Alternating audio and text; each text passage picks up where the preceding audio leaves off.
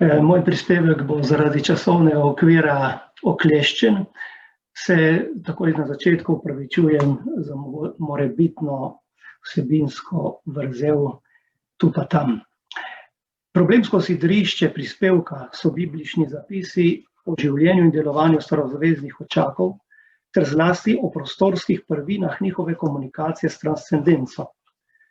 Ob radikalno spremenjenem odnosu Bog-človek, po človekovi izgubi raja in končno po izničenju stvarstva z vesoljnim potopom, se odpira vprašanje, na kakšne načine in v kakšni meri prostor, še posebej oblikovani prostor, sooblikuje ta odnos.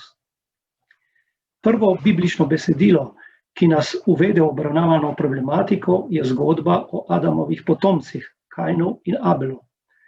Pred nami je prvi zapis o novi obliki človekove komunikacije z Bogom, daritvi. O samem kraju darovanja njegovi morebitni ureditvi ne izvemo ničesar. Vsekakor se opisana drama dogaja zunaj Edenskega vrta. Bistveno pa je, da stvarnik verificira daritev Adamovih potomcev kot obliko komunikacije. Grobe obrise slednje nam razkriva zgodba o Noetu. Ob razrastu človekove hudobije stvarnik ponovno prevzame pobudo z odločitvijo, da bo izničil stvarstvo z vesoljnim potopom, pri čemer pa se odloči ohraniti kaos življenja. Izbere Noeta, ki je hodil z Bogom. Opis potova ne pušča nobenega dvoma v popolnem uničenju. Prvo Noetovo dejanje ob izkrcanju v novem stvarstvu je postavitev oltarja. V opisu daritve se že kažejo prvine obrednosti. Nanjo spominja izbor čistih živali. Tudi kraj žrtvovanja ni več poljuben. Po eni strani je poseben že vsled dejstva, da je na tem mestu človek prvič stopil v novo stvarstvo, po drugi strani pa, ker je prvo človekovo dejanje preoblikovanja novega stvarstva, postavitev žrtvenika za daritev. Čeprav je stvarstvo oprano prekletstva, nima več kakovosti Edenskega vrta. Z vesoljnim potopom je uničen tudi rajski vrt, ki ga je stvarnik zasadil, da bi se v njem družil s človekom.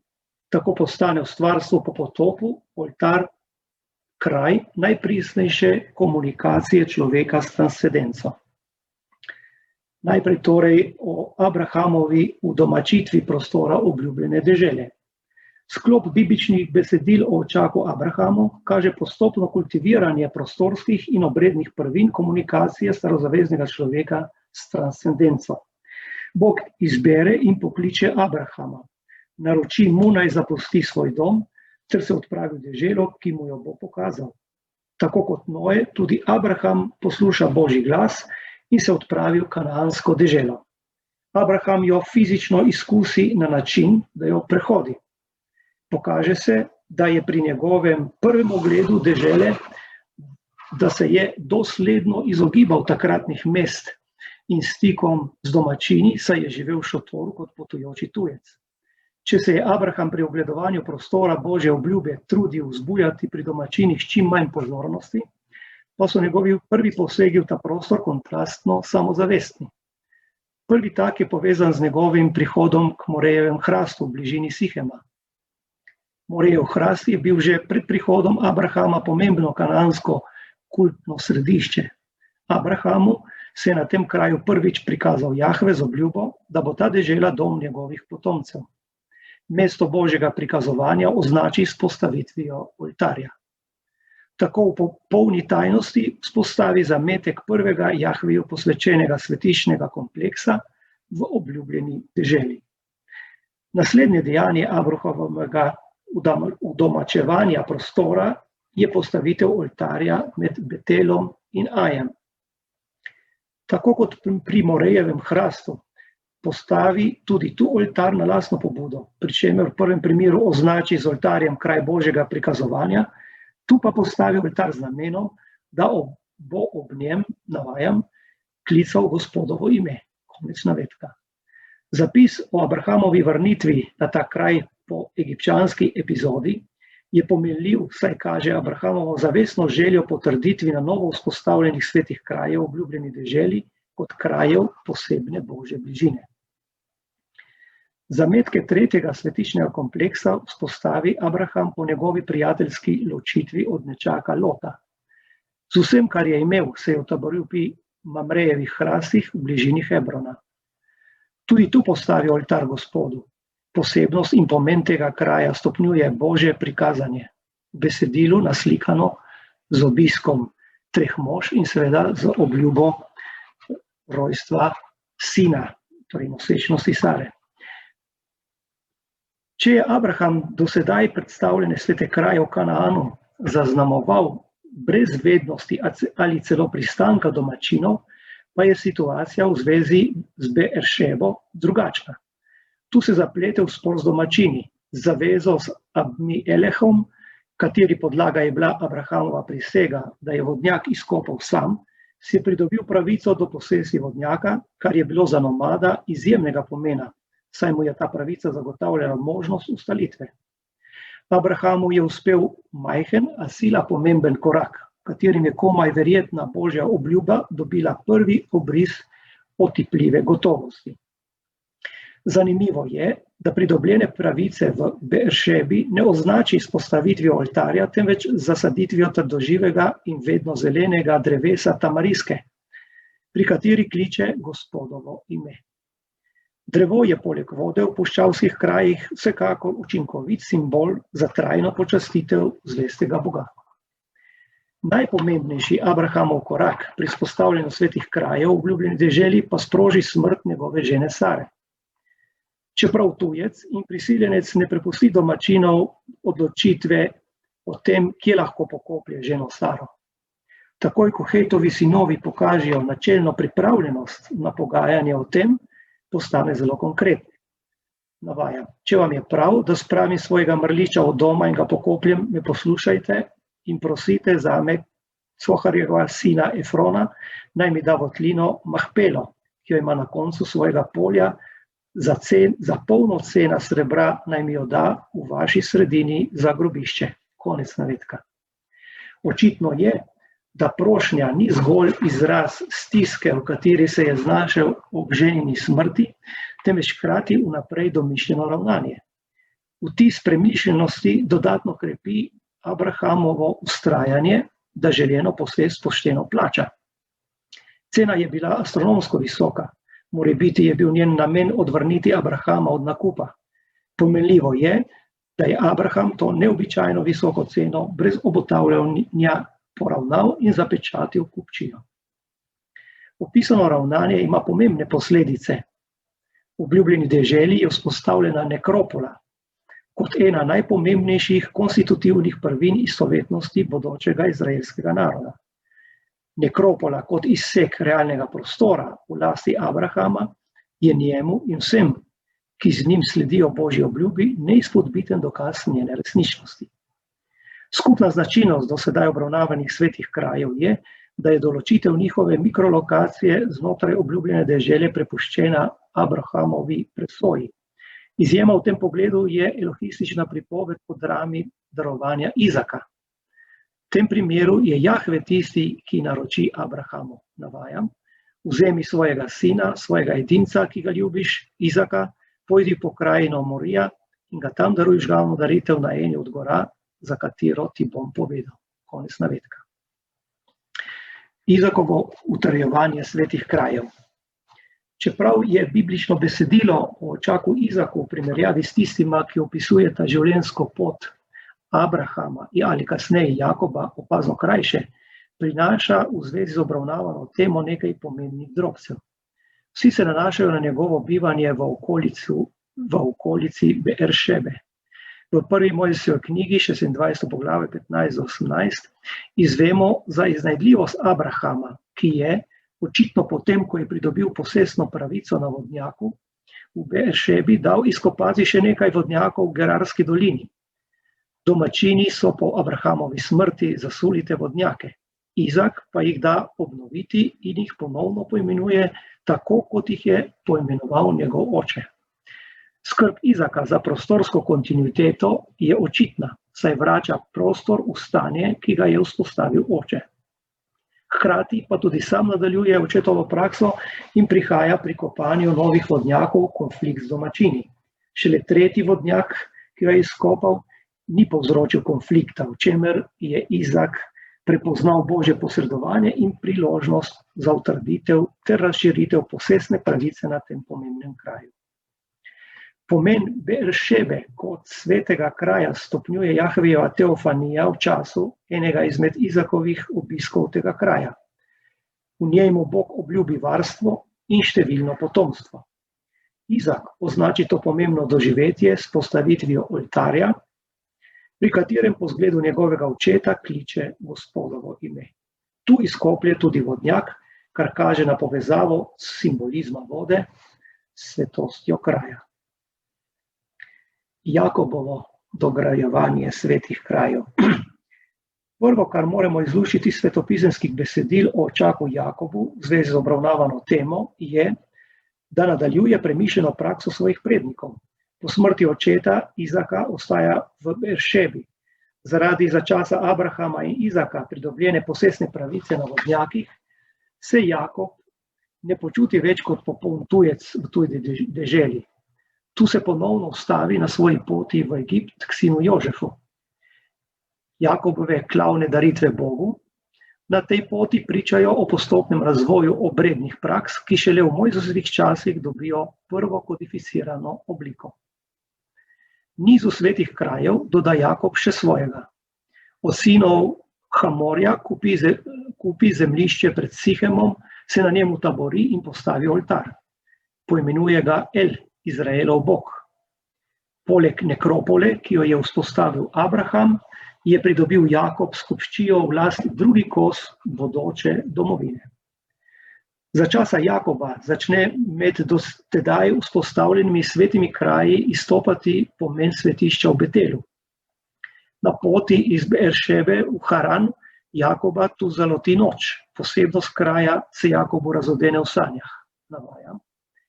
Glej, lestvica je bila postavljena na zemljo, njen vrh pa je segal do neba in božji angeli so hodili gor in dol. Konec navedka. Doživi tudi božjo obljubo posedovanja dežele, v kateri se nahaja, božjega varstva in številnega potomstva. Zaradi posebnosti nočnega doživetja je zanj kraj svet. Navajam, kako strah vzbujajoč je ta kraj. To ni nič drugega, kakor hiša božja in to so vrata nebeška. Konec navedka. Zanimivo je, da Jakob ne označi posebnosti kraja, kjer je doživel božjo bližino z oltarjem, tako kot sta to počela Abraham in Izak, temveč s kamnom, ki ga je imel za vzglavje. Navajam, postavil ga je za spomenik in nanj zlil olje. Konec navedka. Tu se prvič srečamo z obredno prakso maziljenja. Za našo razpravo je zlasti pomemben kakovostni premik v zvezi s svetiščem v Betelu. Slednje ni zgolj svet kraj, na katerem sta Jakob in njegov prednik Abraham izkusila božjo bližino, temveč hkrati kraj, ki ga tudi Bog posvoji za kraj njegove bližine človeku. Opisano posebnost svetišča dodatno razkriva božje naročilo Jakobu. Navajam, zdigni se, pojdi v Betel in tam prebivaj. Tam napravi oltar Bogu, ki se ti je prikazal, ko si bežal pred svojim bratom Ezavom. Konec navedka. Jakobovo utrjevanje svetih krajev zaokrožuje njegova želja, da ga, ko umre, položijo k počitku nekropolo na polju Mahpeli.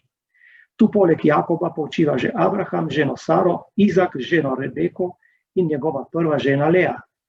S pokopom postaja nekropola kot poleg svetišča v Betelju nesporno drugo najpomembnejše sidrišče istovetnosti izraelskega naroda.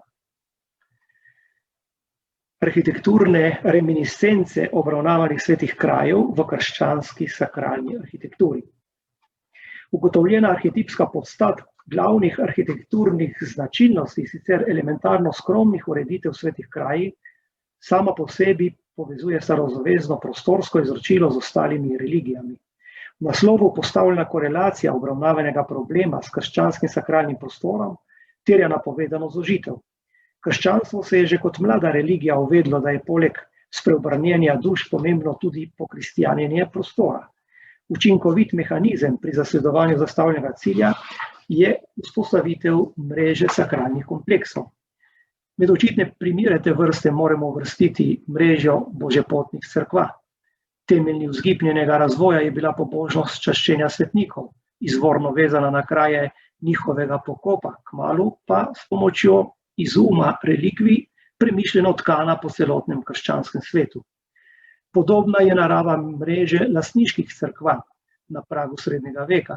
Nastajala je kot izraz medsebojne povezanosti cerkvene in fevdalne oblasti v projektu misijonskega oznanjevanja. Nenazadnje pobudi tudi razmah meniškega življenja, rast mrež samostanov, preko katerih so posamezni redovi uresničevali svoje karizme. Podobno moramo v krščanski arhitekturi tudi v obravnavi lokacije prepoznati nekatere sorodnosti s starozavezno tradicijo. Kaže se v ravnanju Abrahama, ki v obljubljeni deželi vzpostavi prvi sveti kraj na že obstoječem preročišču pri Morejevem hrastu. Krščanstvo podobno razume pomen vraščenosti antičnih svetiščnih kompleksov kolektivni zavesti družbe, v katero vstopa kot nova religija.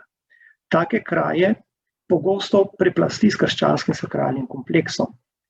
Privilegiran status med lokacijami krščanskih sakralnih kompleksov imajo že od samega začetka kraji povezani z Jezusovim življenjem, kraji povezani z delovanjem njegovih učencev, pa tudi grobovi svetnikov, kar spominja na starozavezni pomen krajev božjega razodevanja oziroma pomen nekropole očakov na Efronovem polju za istovetnost izraelskega naroda. Krščanski sakralni kompleks se na ravni arhitekturne interpretacije obravnavanih arhetipov najbolj približa starozavezni tradiciji v obravnavi točke presvetega. Tako kot obravnavane svete kraje, tudi krščanski sakralni kompleks osredinja oltar.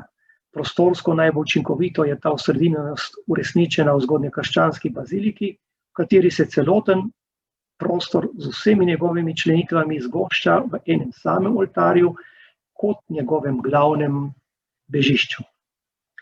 Končno moramo govoriti o arhetipski sorodnosti krščanskega sakralnega kompleksa s starozavezno tradicijo v zvezi z v razpravi že omenjenim motivom raja, ki mu po tonu sledimo skozi vsa obravnavana biblična besedila. Starozavezni očaki so vzpostavljali svete kraje kot svetne prostorske fragmente izgubljenega raja, ki bodo s poselitvijo obljubljene dežele zaživeli kot celota. V krščanskem sakralnem kompleksu pa moramo z motivom raja povezati značilno dvojnost obrednega prostora, v katerem je le-ta arhitekturno interpretiran s prezbiterijem in edinim oltarjem postavljenim v njem.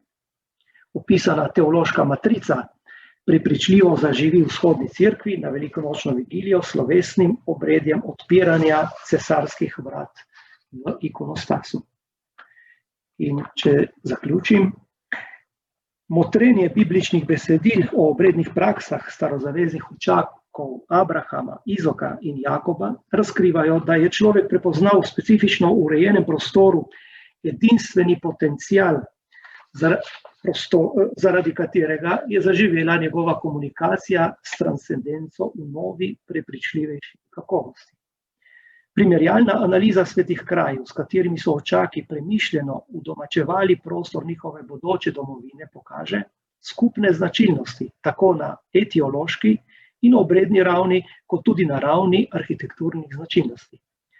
Čeprav elementarno skromni, že nosijo v sebi značilna arhetipska jedra, zaradi katerih njihov pomen prerašča okvir judovske tradicije, saj dograjujejo bogatstvo arhitekturnih interpretacij sakralnega prostora. Živimo v čas, v katerem se realnost snovnosti ob vznesenem zmagoslavju tehnologije vse hitreje razblinja v najrazličnejših virtualnih podatkovnih oblakih. Zdi se, kot da snovna zaresnost prostora, tako naravnega kot arhitekturnega, izgublja mik in celo smisel, zaradi česar postaja človek siromašnejši za pomembno, če že ne bistveno sidrišče njegove istovetnosti, ki v čedalje večji meri določa poljubnost. Slednja je še posebej boleča na polju človekove artikulacije prostorov njegove komunikacije s transcendenco. Biblično izročilo o očakih Abrahamu, Izaku in Jakobu nasprotno pokaže, da postane prav snovnost obljubljene dežele in z njo povezana vzpostavitev svetih krajev učinkovit okvir, učinkovita infrastruktura nove kakovosti odnosa med Bogom in človekom. Hvala. za pozornost.